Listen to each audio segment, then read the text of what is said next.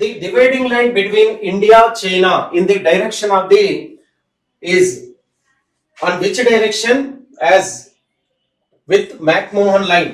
చూడండి ఇక్కడ భారతదేశం చైనా దేశాల మధ్య ఉన్న విభజన రేఖను మ్యాక్మోహన్ రేఖగా పిలుస్తారు. ఇది కింది ఏ దిశలో ఈ విభజన రేఖ ప్రధానంగా ఉంది అంశాన్ని మనం ఇక్కడ చూద్దాం.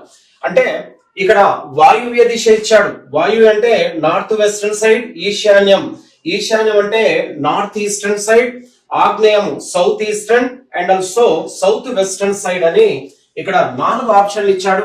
చూడండి ఇక్కడ భారతదేశంతో విభజన రేఖను పంచుకుంటున్న చైనా తో భారతదేశానికి ఏ వైపున ఏ దిశలో విభజన రేఖ ఉంది. చూడండి ఇక్కడ అరుణాచల్ ప్రదేశ్ పై భాగంలో ఇది టిబెట్, ఇది చైనా. అయితే టిబెట్ అనేది ప్రస్తుతం చైనా ఆధీనంలో ఉన్నటువంటి ప్రాంతం. అయితే ఈ టిబెట్ అనేది పూర్తిగా చైనా ఆధీనంలో ఉంది కాబట్టి ఇక్కడ అరుణాచల్ ప్రదేశ్ లోని ఈ ఉత్తర భాగాన్ని మాత్రం మనకు చైనా 1914 సంవత్సరంలో ఉత్తర అరుణాచల్ ప్రదేశ్ ని చైనా ఆక్రమించింది.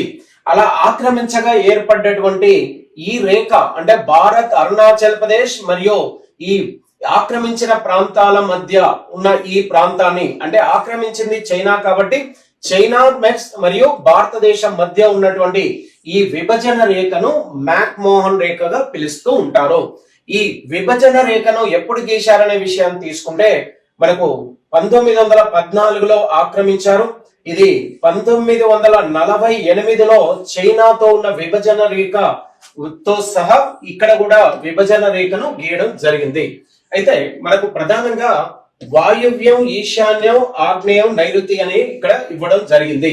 ఇది ప్రధానంగా భారతదేశంతో ఈశాన్య దిశలో మనకు ప్రధానంగా ఈ విభజన రేఖ మ్యాక్మోహన్ రేఖ మనకు భారతదేశంతో చైనాల మధ్య ఉన్న విభజన రేఖగా పిలుస్తారు.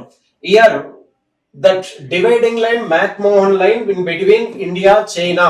So that McMahon line it will be in India only with Arunachal Pradesh తో మాత్రమే ఇక్కడ మ్యాక్మోహన్ రేఖ ఉంది. ఏ దిశలో ఉందంటే మనకు ప్రధానంగా నార్త్ ఈస్టర్న్ డైరెక్షన్ లోనే ఈ రేఖ మనకు ప్రధానంగా కనబడుతుంది.